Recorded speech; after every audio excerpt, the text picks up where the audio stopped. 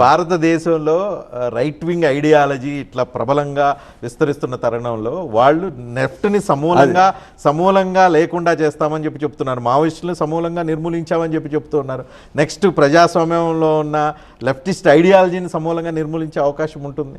వాళ్ళు భౌతికంగా మావోయిస్టులను నిర్మూలించవచ్చు, కానీ ఆ లోపల ఉన్న ఐడియాలజీ ఉంది చూసారు, దాన్ని ఎప్పుడు నిర్మూలించలేరు. ఒకటి నీ ఐడియాలజీ మీరు అంటున్నారు, మావోయిస్ట్ ఐడియాలజీ అన్నారు. మావోయిస్ట్ ఐడియాలజీ అంటే చివరికి ఎక్కడి వరకు ఉంది? అది విప్లవవాదం, ఉగ్రవాదం, లేకపోతే అవతల వాళ్ళని ఎలిమినేట్ చేసే వాదంగానే చూసే పరిస్థితి. కానీ అసలైన మావోయిజంతో కూడిన ఐడియాలజీని మీరు ప్రజలకు రీచ్ అయ్యేలాగా చేయడంలో వైఫల్యం చెందారు. మేమనేది మావోయిస్ట్ ఐడియాలజీ మేము కూడా వ్యతిరేకమే.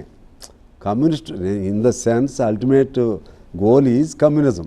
వాళ్ళ మార్గాలు వేరువేరుగా అయినాయి. ఆ మార్గం వదిలేయమని వాళ్ళని మేము కూడా అడిగాం.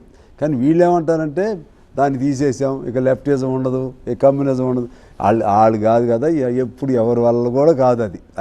అది ఉన్న it is a fact that you can take it for granted. నాకు చిన్న డౌట్, మావోయిస్టులు చాలా మంది లొంగిపోతున్నారు కదా, లొంగిపోయిన మావోయిస్టులు వచ్చి కమ్యూనిస్టుల దగ్గరికి రావట్లేదు, వాళ్ళు వెళ్ళి మళ్ళీ బూర్జువా పార్టీలు, సోకాళ్ళు పెట్టుబడిదారి పార్టీల్లోనే కలుస్తున్నట్టున్నారు. వ్యవస్థ మీరు అట్రాక్ట్ చేయలేకపోతున్నారా? వాళ్ళు ఇంకా బెటర్గా అట్రాక్ట్ చేయగలుగుతున్నారా? వ్యవస్థలో ఒక దశ దాటిన తర్వాత ఫెడప్ అయిపోయి కొంతమంది పోతూ ఉంటారు. సరే, మొత్తం దాన్నే ప్రాతిపదిక తీసుకోవద్దు. దాన్నే ప్రాతిపదిక తీసుకుంటే చాలా తేడా వస్తుంది. అంటే ఏదైనా కష్టం వచ్చినప్పుడు ఎవరు గుర్తొస్తారు? ఇప్పుడు కూడా కమ్యూనిస్టులే గుర్తొస్తారు. కానీ మీరు కనిపించలేదు, అదే ప్రాబ్లం. ఓకే, ఒకవేళ మేము కనిపించలేదు అన్నారు, మీలాంటి వాళ్ళు చెప్పారనుకో, ఇంకా దాన్ని ఎక్కడ మేము ఉన్నాయో లోపాలు సరిదిద్దుకుని పోతాం తప్పితే నీకు సమాజంలో కమ్యూనిస్టులు అవసరం ఉంది, కమ్యూనిజం అవసరం ఉంది. ఎందుకంటే ప్రభుత్వాలు బలంగా పనిచేయాలంటే, పేదల పక్షంతో పనిచేయాలంటే వాళ్ళకు చెక్ పాయింట్ గా కమ్యూనిస్టులు ఉండాలి, కమ్యూనిజం ఉండాలి. అది అందరూ అడుగుతున్నారు కాబట్టి for that I'm very much thankful to you and through you to the entire society. ఎందుకంటే people are accepting whenever any problem is there, so communist must be present అనేది ఒప్పుకుంటున్నారంటే దాని వెనక ఉన్న కమ్యూనిజం వెనక ఉన్నటువంటి ఆ తాత్వికత అర్థమవుతుంది. ఏది శాశ్వతం కాదు.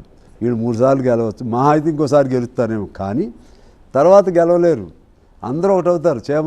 చేమలన్నీ కలిసి దండులాగా అయినట్టు ఎప్పుడో దశ వస్తుంది. ఆలోపు వీళ్ళు కొట్టుకుని వచ్చేసరికి, మా జిల్లా వచ్చేసరికి మళ్ళీ మేము ఖమ్మం, నల్గొండ, మళ్ళీ మేము మా ఉద్యమంలో మేము పైకి వెళ్తాం. ఓకే.